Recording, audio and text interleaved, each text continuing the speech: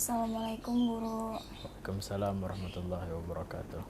Sebelumnya makasih Banar yang sudah berkenan menyambut kedatangan kami di sini. Jadi kedatangan kami di sini selain hendak bersilaturahim, kami hendak bertakun-takun juga lampian.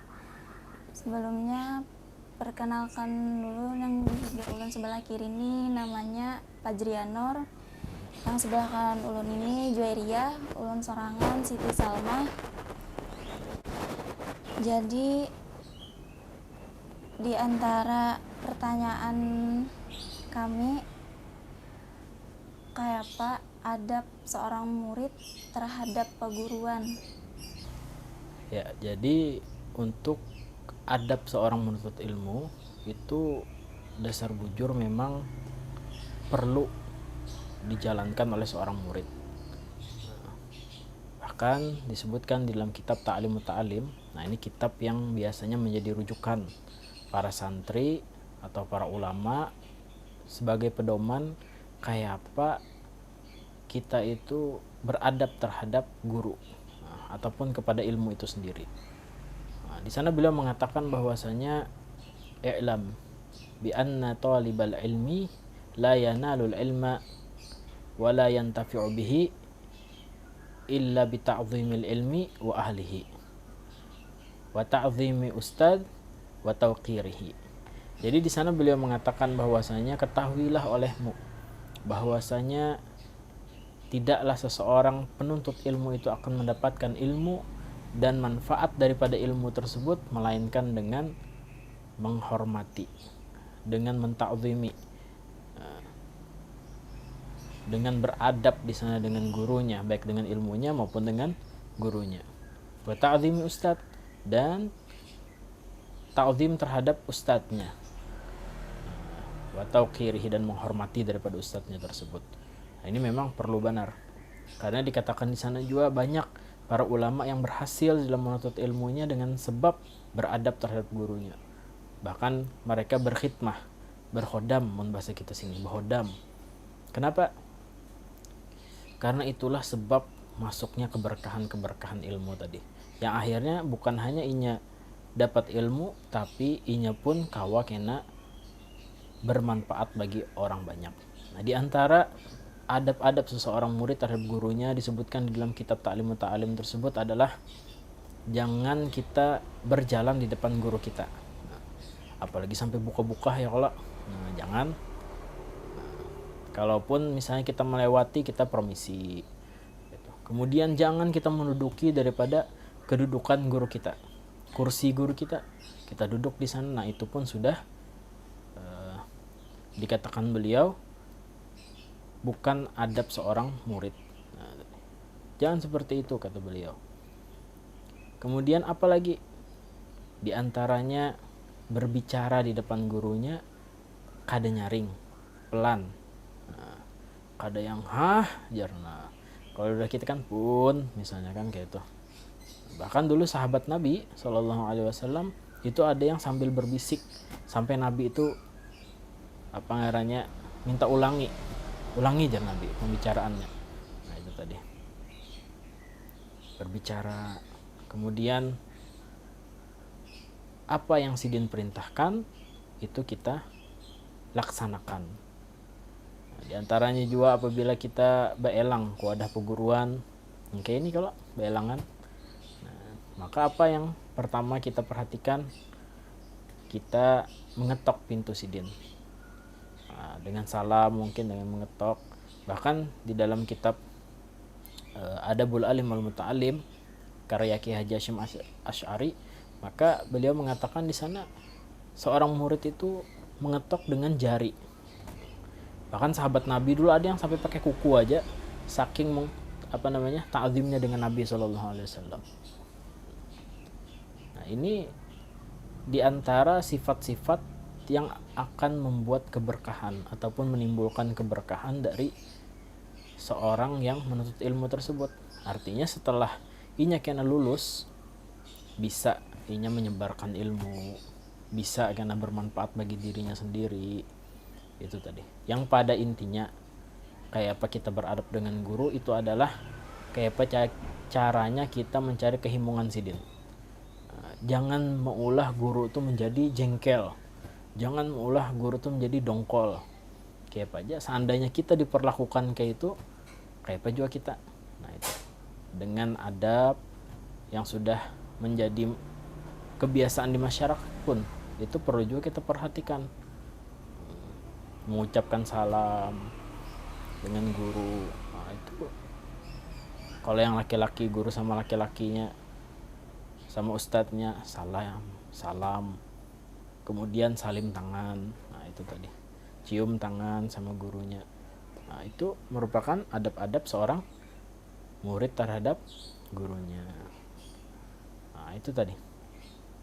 Makasih banyak guru atas jawaban pian. Ulun hendak bertakun guru.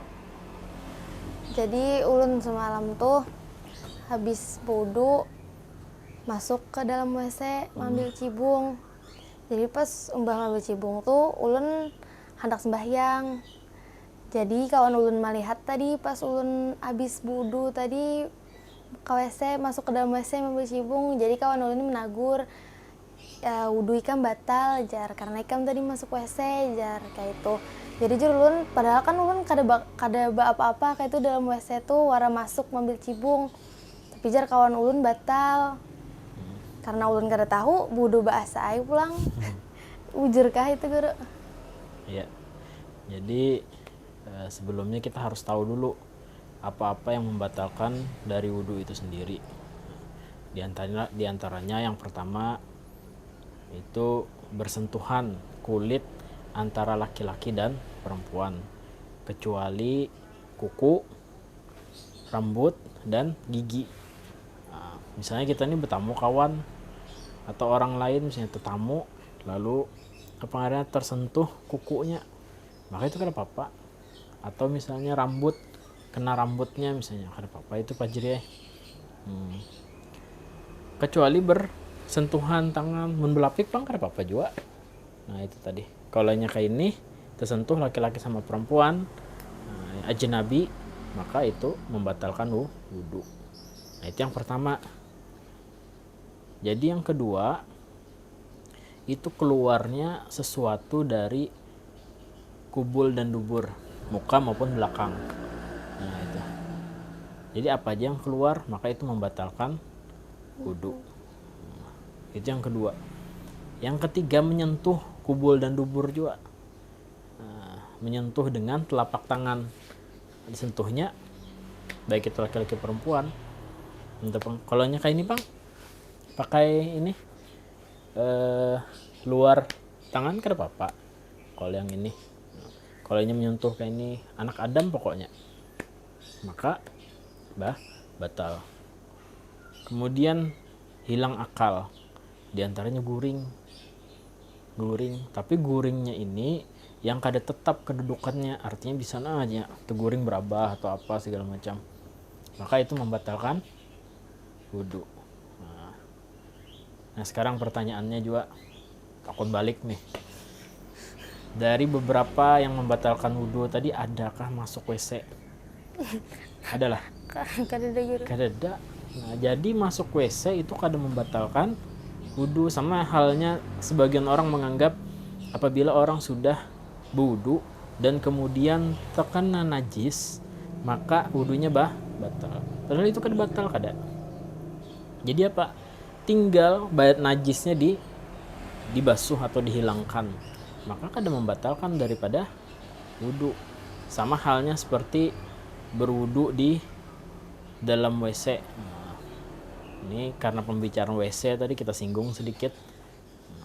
Kayak apa jar? Berwudhu di WC kan ada klosetnya. Nah bolehlah jar berwudhu di WC. Sah lah jar. Sah hukumnya, sah. Tapi kata para ulama makruh.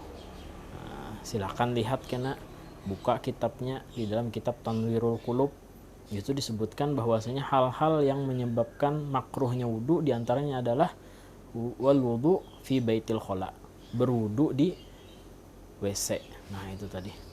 Jadi untuk pertanyaan tadi, apakah batal masuk WC? Kada. Sama kayak makan.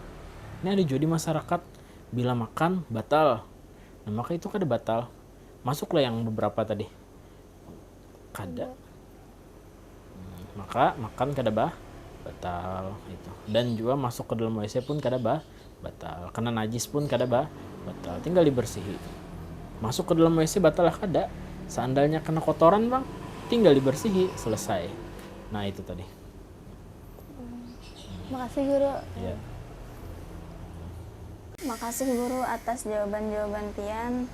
Insya Allah karena kami hendak silaturahim lagi kepada pian. Mungkin ini aja dulu pertanyaan kami atau takunan kami kepada pian. Mungkin karena kami hendak silaturahim lagi kepada pian, mudah-mudahan pian berkenan menerima kami pulang ke sini. Insyaallah. Terima kasih banyak guru lah. Sama-sama. Assalamualaikum warahmatullahi wabarakatuh. Waalaikumsalam warahmatullahi wabarakatuh.